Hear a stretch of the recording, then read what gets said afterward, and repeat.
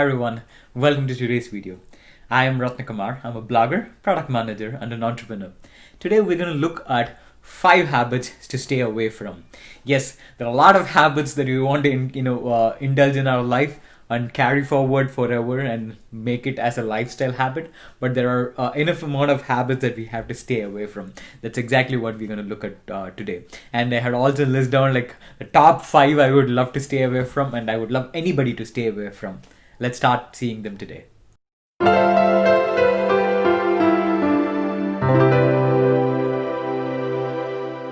Habit number 1, to quit.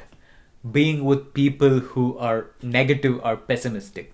I'm not talking about people who act as devil's advocate in our ideas, but there are a set of people whom we indulge on a daily basis who tend to be very pessimistic about a lot of things that we share about, and they have a very pessimistic approach towards a lot of things. And these type of thoughts actually put in a lot of negative vibe into anybody's mind, because sometimes you just had to just trust your instinct. There are things that people think that would work, people think that may not work, but it all depends on how you look at a problem or how you look at an idea. That's something that I had learned very early when I started being an entrepreneur, because there are always people who are going to gauge your own performance based on their own parameters, which is never going to match. Something they can pull off is not something you can pull off, and it's vice versa. So the first habit to quit is being with people who are negative and pessimistic.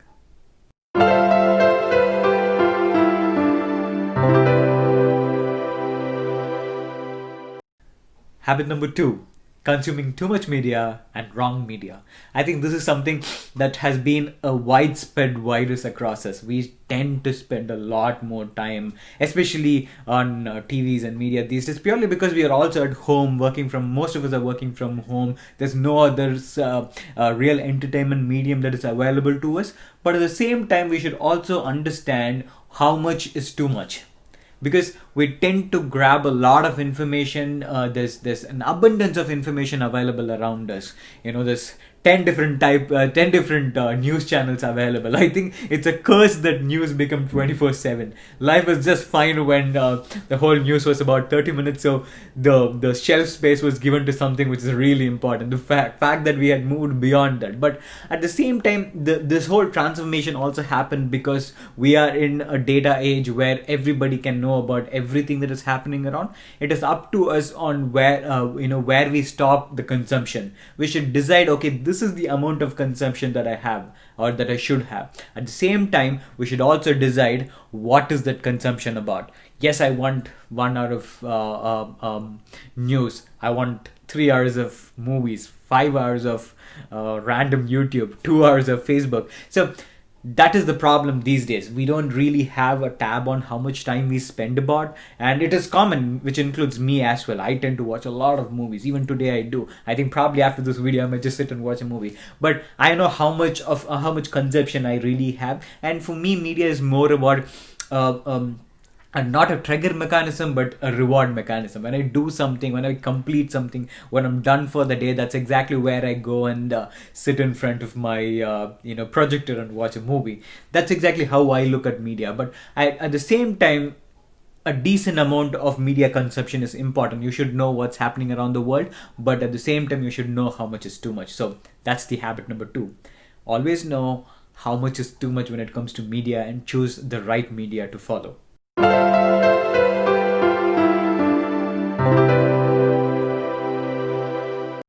Habit number 3, procrastination. I think this is the favorite of all the 5 that I had plotted today, because I personally believe procrastination is the worst thing that somebody could do to themselves. Because if you have a 9 to 5, there's a certain amount of hours you can work. There's some amount of time that you want for yourself. There's some amount of time you'll have to spend on your goals. Keeping that all in mind, having a mindset of going easy with procrastination is not a way to great way forward.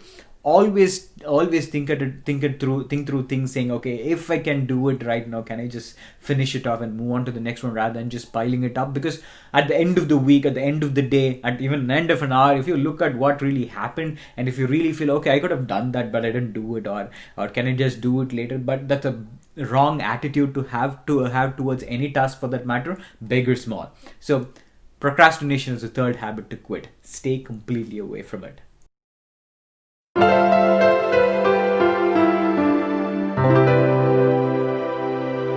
Habit number four, comparison.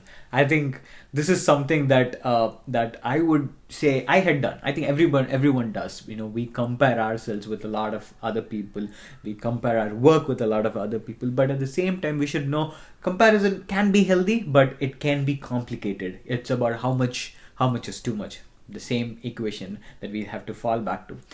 A healthy comparison is good, but when it gets too much, it is never good, because what really happens is we are trying to evaluate our performance across someone else's. You don't know what they're good at, you don't know what you are good at, or in everybody's USP is different. Everybody has unique skill set, so what you're good at is not what the other person is good at, or where they start is not where you start. So there's a lot of external factors that gets into when it comes to comparison. So never compare yourself with another person and feel bad about it, because it's never going to end.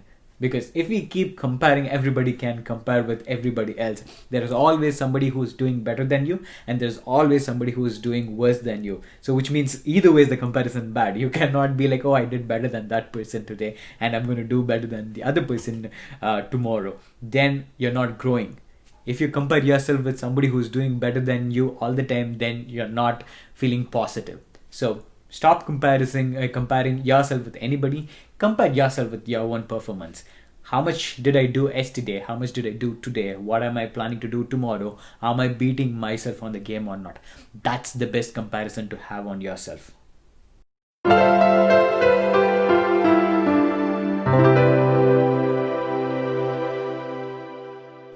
Habit number five, fear of failure. I think this is my favorite of all. Because fear of failure has always made me stay away from a lot of things. There are a lot of things I would have tried in my life I did not do, purely because what happens if I do it wrong? What happens if I do it right? So that's the fear. Sometimes you don't even want to be right in a lot of places and stay away from things. I think keeping that fear of failure away is the best thing that one can do for himself, because lot of times a failure teaches you a lot more than what a success would. There is always a dissection you can do it after the end of that failure, saying, okay, this is why I failed in something, okay, this is how I should overcome. So there's always a learning. If you look at something from a learning perspective, the failure is not going to hit you at all, but that's the next thing to stay away from. Never feel bad about a failure. The fear of failure is the next habit to stay away from.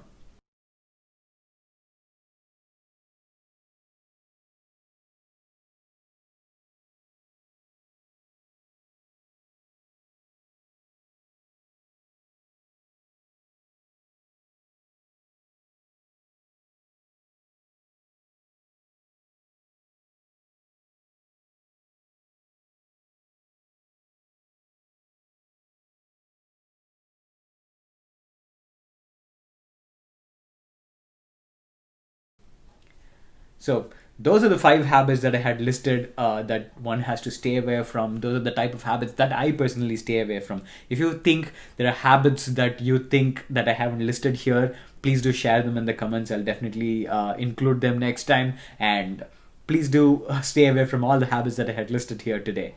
Thanks for watching this video. Please do subscribe to this channel. It means a lot to me. Until I see you in my next video, have a great day.